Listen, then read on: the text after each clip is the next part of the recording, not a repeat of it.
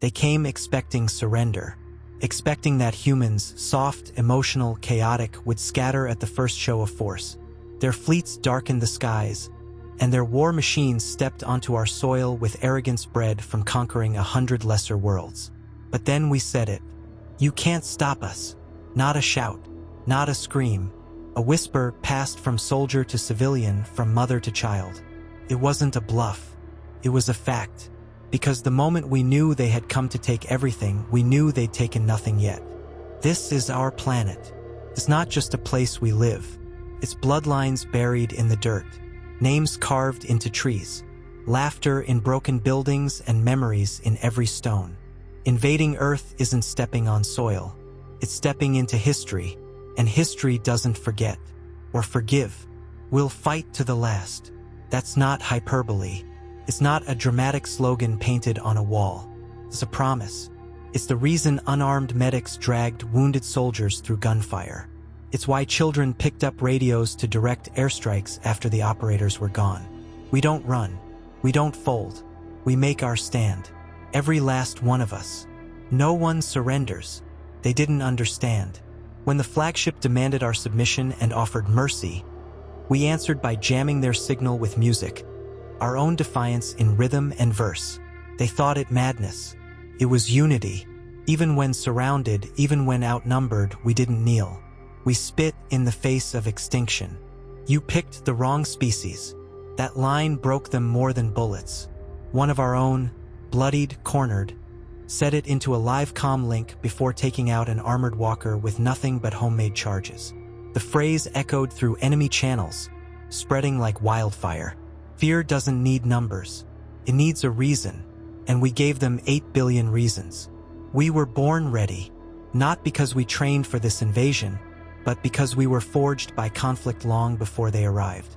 Plagues, wars, starvation, isolation we endured. Our greatest weapon isn't technology. It's our inheritance, a will sharpened over centuries. We don't wait for orders. We don't hesitate when the storm hits. Readiness is in our DNA. They called us primitive, said our weapons were crude, that our world wasn't worth defending. But when the skies burned, we answered with fire of our own.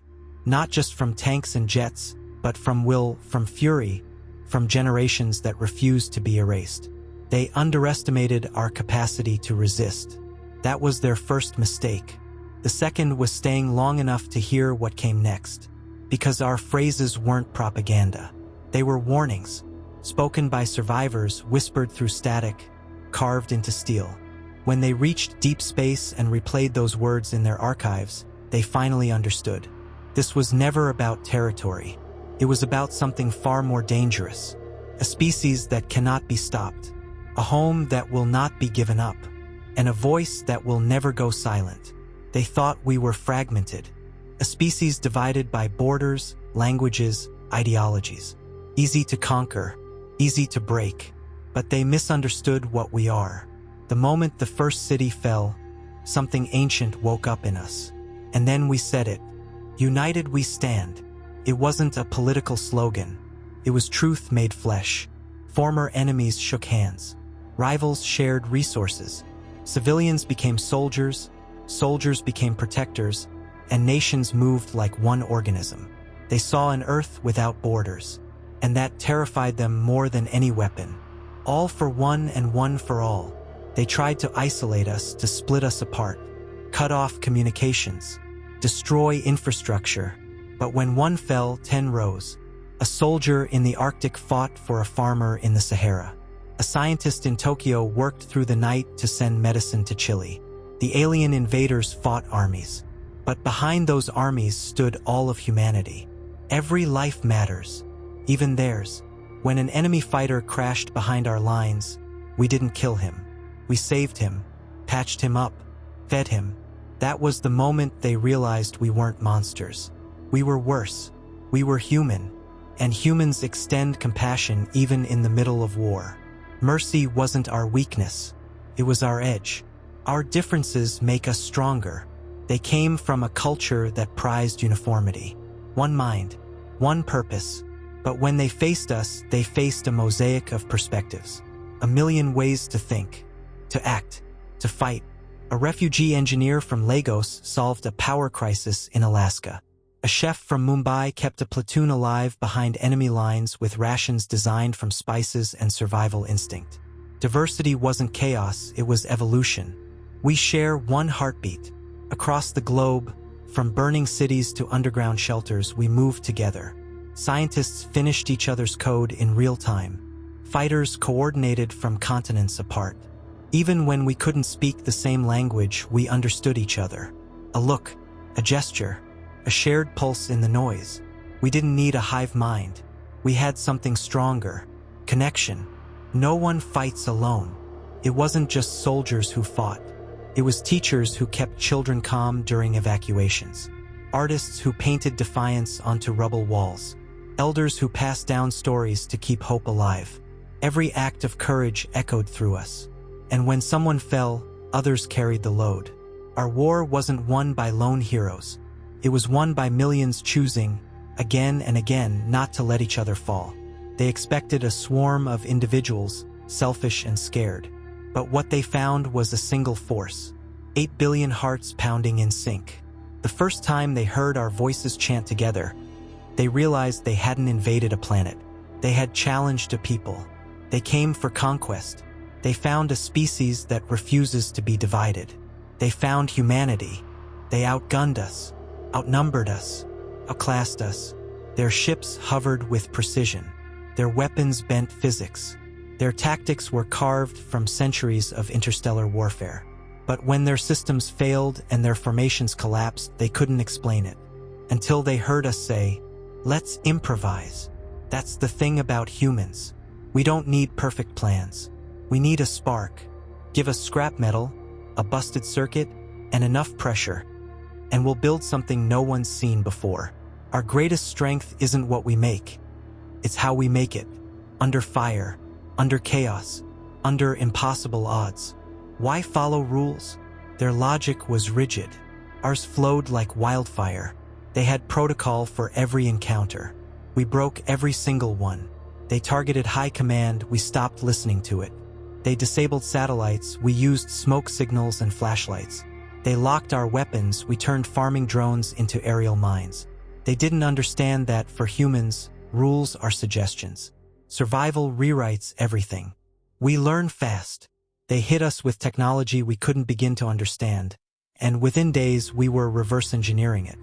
A team of teenage hackers cracked their communication code using an old video game console.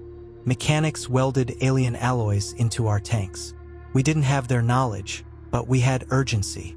Trial by fire.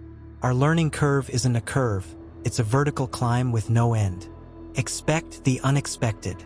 They tried predicting our moves, statistically modeling our behavior. They failed, because no algorithm can predict madness fueled by purpose. One soldier disguised himself as debris, infiltrated their command post, and shut it down with nothing but a plasma battery and a flare gun. Their computers never accounted for that.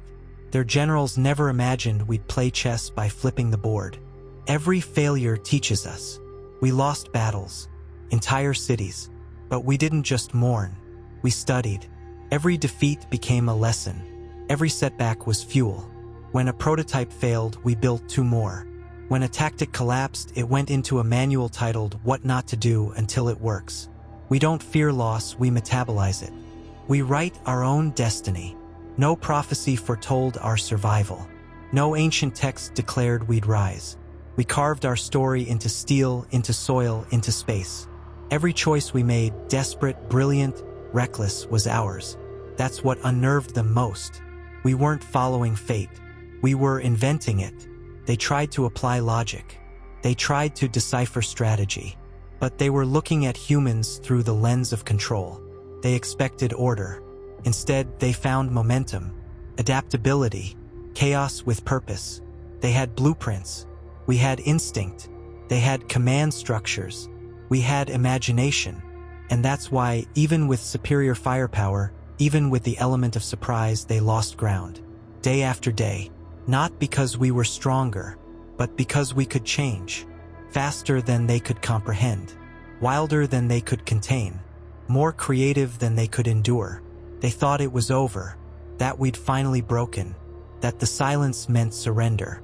Their broadcasts declared victory, their generals gloated, and their soldiers marched through the ruins of our cities with manufactured pride. But silence is not surrender.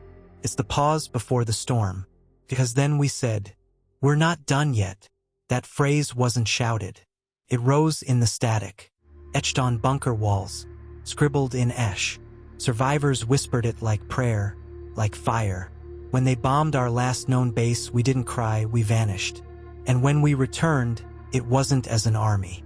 It was as an uprising. Everywhere, at once, relentless. You lit the wrong fire. They thought fear would paralyze us.